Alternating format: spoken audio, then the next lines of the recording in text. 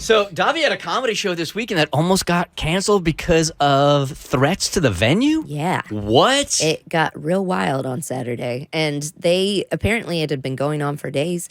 So City Winery, awesome venue, beautiful venue. If you have one in your area, because they're all over like Boston, New York, Atlanta, go. It's a lovely venue, and they're doing this really cool thing. We're all indoor guests at City Winery temporarily until we get through this. Are going to need to provide proof of vaccination or a negative COVID test within 72 hours of the show you're attending. And then while you're in there, everybody wears masks, like sitting at the tables, walking around, whatever.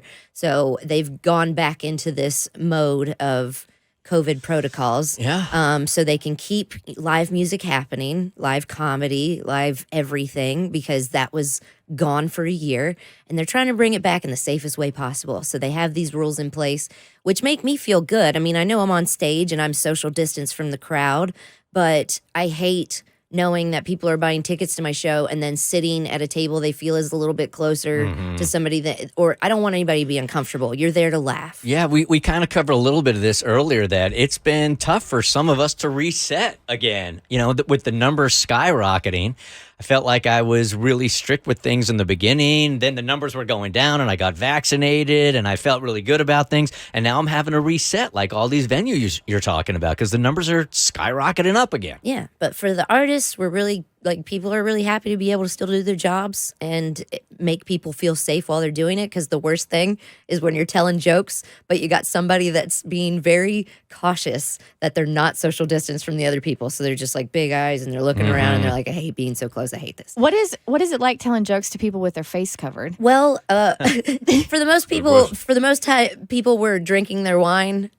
so they'd leave them off, put them back on. It was nice. It was fine because you're there for the sound and like the stage lights. I can't really see y'all anyways, except the first few rows. That's why if you got that RBF, that mask comes in handy. Like I don't hate it, but the sound of the laughter was like so great that it didn't matter that I wasn't seeing like smiles in the first few rows. I could hear them. So it was an amazing time, but it almost wasn't. The show almost got canceled because this had been going on for days. I didn't know. The venue very nicely kept me ignorant to it, and they're emailing with my husband, who wasn't even supposed to be there that day. He had another gig, so he's taking care of this on a day of his gig while I'm putting my makeup on, and I just hear him go, uh-oh.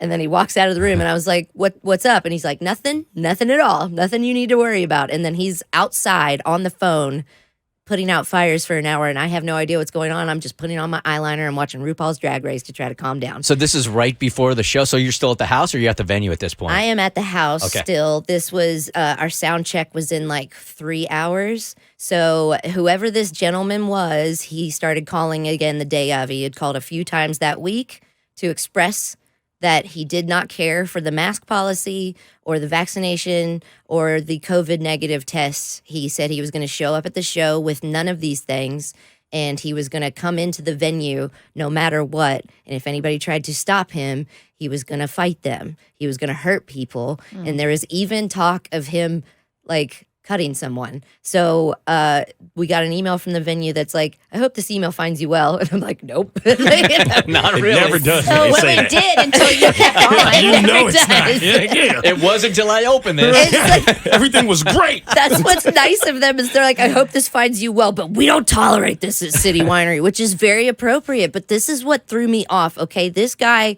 was name dropping people because he thought name dropping an artist would get him in the venue easier. And it's really weird. So they're like, I'm writing in hopes you can help me out. There's a gentleman who keeps calling the box office all week, stating he's the brother of Ryan Lill. I had our buddy Ryan Lill from Charleston area, 95SX. He does the 7-minute song. He opened for me. So whoever this guy is, he's name dropping Ryan Lill to try to say that's my brother. It was not Ryan Lill's brother, just so everybody knows. But Ryan Lill and I are both like, are we going to get Selena tonight? Is somebody going to show up and Selena us? We were so scared. So he was dropping a fake name. It was actually his mother's name, Dale Roberts, and very aggressively states that he refuses to comply with the COVID policy, and he will get into the green room no matter what, and he states that he will get violent if we try to make him take a rapid test on site. I understand this might not be the brother of anybody, any of the artists, but I want to be clear, we don't tolerate these threats. Whether they're invited from artists or family or friends, the vaccination cards and the negative COVID tests are necessary for everybody, even those in the green room.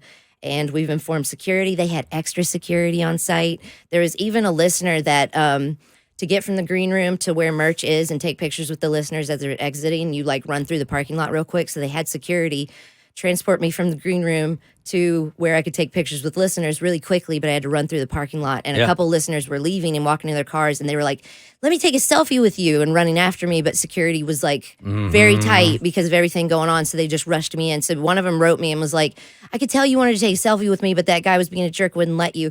I want to let her know I'm sorry. Right. But there was a terrorist out there at that night, and our show almost got canceled because City Winery was like, we don't play with this, and they're dropping the artist name, and it was not the artist name. It was just some guy that's mom had tickets and he wanted to go with her and was trying to drop her name but also Ryan Lil's name and just get into the green room and be violent. And I don't understand. We're supposed to be here for comedy, people. Right. Like, what is wrong? And if you want to go to comedy shows, I don't know, get a negative COVID test or a vaccination. Little bop in the arm. It's not even a big deal. You get 2 of them and you feel great. Or don't go. Yeah, And let don't everybody go. have a good Yeah, time. that's fine too. If you want to be violent, stay at home. Yeah. I mean, those people need the laughs the most, an you know. option. Yeah, But they do. yeah, maybe stay home. Just don't go. Okay. The Bert Show.